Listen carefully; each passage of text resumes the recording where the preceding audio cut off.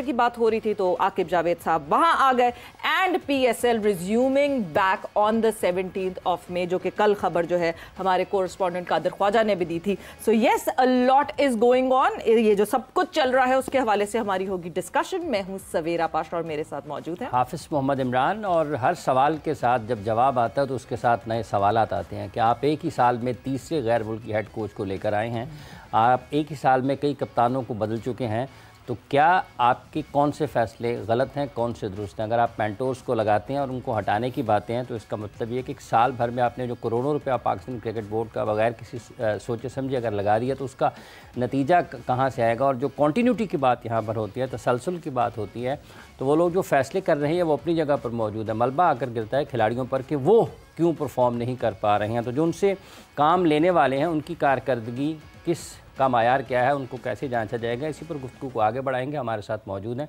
Kader Khwaja Sahab, senior sports journalist. अस्सलाम वालेकुम Khwaja Sahab. Sir वालेकुम अस्सलाम। बहुत बहुत शुक्रिया आपका। एहसन नागी साहब, सीनियर स्पोर्ट्स जर्नलिस्ट हमारे साथ हैं। नागी साहब अस्सलाम वालेकुम, बहुत बहुत शुक्रिया आपका। हमारे साथ मौजूद है पाकिस्तान क्रिकेट टीम के साबिक कप्तान शाहिद आफरीदी साहब। अस्सलाम वालेकुम शाहिद साहब, आपका भी बहुत बहुत शुक्रिया। ये कुछ फैसले हैं, माइक हैसन को कप्तान पाकिस्तान टीम का हेड कोच बनाया जा रहा है और ये एक के बाद एक हेड कोच पाकिस्तान का बदल रहा है। आकिब जावेद को नेशनल क्रिकेट एकेडमी का बाज़ाब्ता तौर पर ऐलान कर दिया गया, तो आप किस तरीके से देखते हैं इसको? क्या वाक़तन अब अगर इनको लगाया गया है तो किस चीज़ की सबसे ज़्यादा ज़रूरत है और क्या मसला हो सकता है आपके ख्याल में पाकिस्तान क्रिकेट बोर्ड के फैसला साजों के लिए आने वाले दिनों में शाहिद साहब? जी अस्सलाम वालेकुम। वालेकुम सलाम। असल चीज़ ये है कि देखें, इमरान के लगाया तो है, कितने अरसे के लिए लगाया है, कितने अरसे का कॉन्ट्रैक्ट है। मुझे लगाना, किसको लगा रहे हैं किसको नहीं लगा रहे, मुझे उसका इशू नहीं है। मुझे जो प्रॉब्लम रहती है ये है कि जब आप किसी को कोई नया सिस्टम लेके आते हैं, नई मैनेजमेंट लेके आते हैं, वो कितना अरसे के लिए वहां पे है और उसमें उनकी परफॉर्मेंसेस के ऊपर उनके कॉन्ट्रैक्ट खत्म होने के बाद बात करें।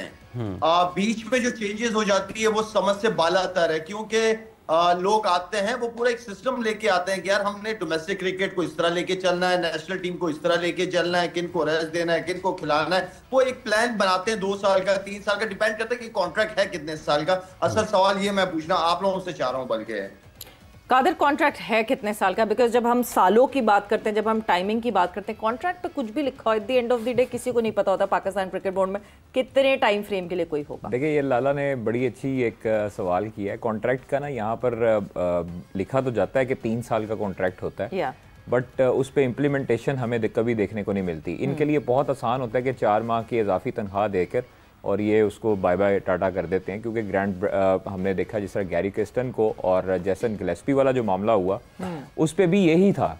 आपका उनके साथ कॉन्ट्रैक्ट जो था वो ज़्यादा देर का था, बट आपने उनके साथ आपकी वाइब्स मैच नहीं की, आपकी बातें नहीं मानी गई, कुछ उन्होंने नहीं मानी। अच्छा, तो उसकी वजह पे चलेंगे मैं एग्जैक्टली देखिए कुछ लोग बिहाइंड द सीन थे जिन्होंने गलत मशवरे दिए थे चेयरमैन साहब को कि इनको जो है वो हटा दिया जाए, ये गोरे कोचेज जो हैं ये अच्छा काम नहीं कर रहे, ये अपनी मनमानियां करते हैं।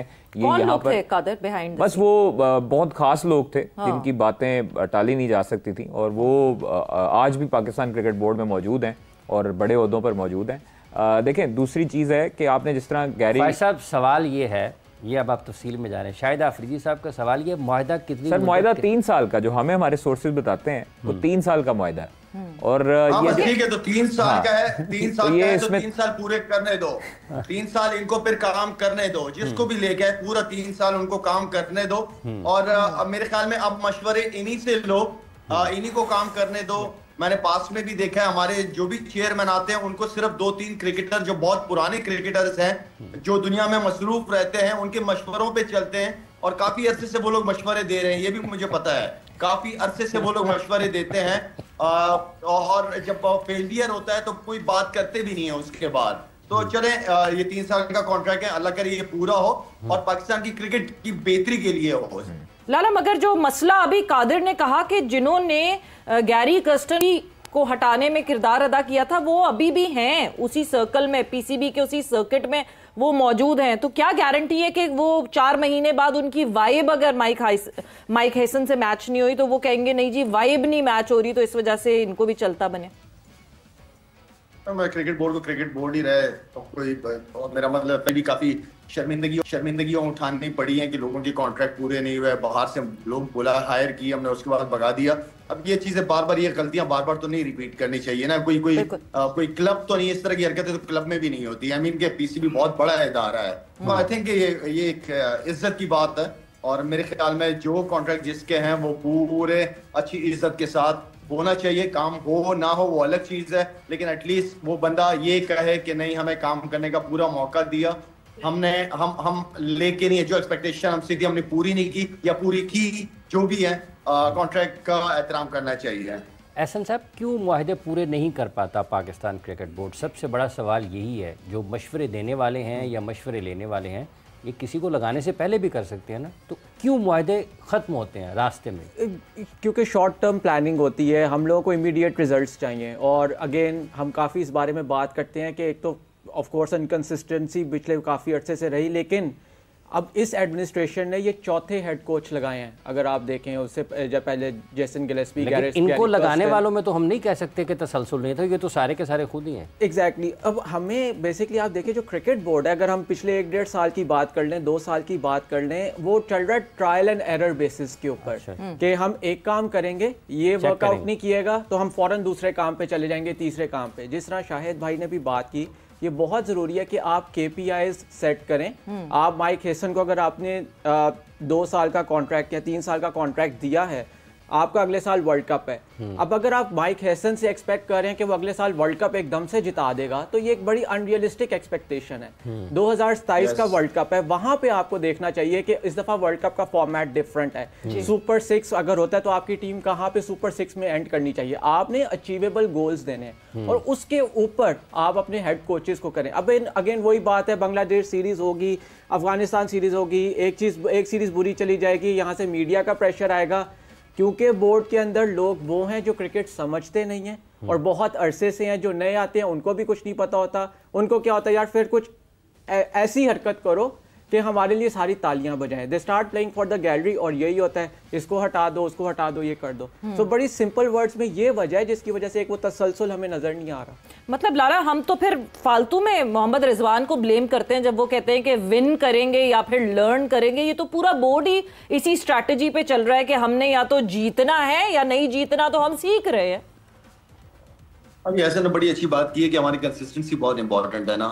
सवेरा बात ये है कि ठीक है, जिंदगी जीतता तो सीखता तो इंसान सारी जिंदगी ही सीखता रहता है, चाहे क्रिकेटर ना भी हो।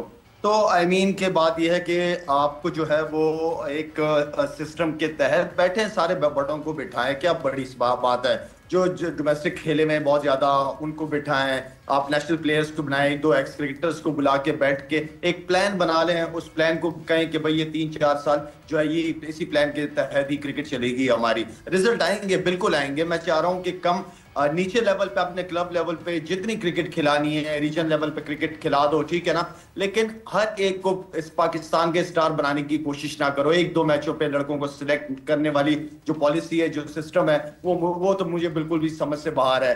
तो आई थिंक कल भी बात हो रही थी, सवेरा आतिफ वाली बात हो रही थी कि भाई हम PSL में 2 टीमें बढ़ा तो देंगे, लेकिन आपके पास क्या डोमेस्टिक में इतना पीछे टैलेंट है? पीछे बैठे हुए लोग प्लेयर हैं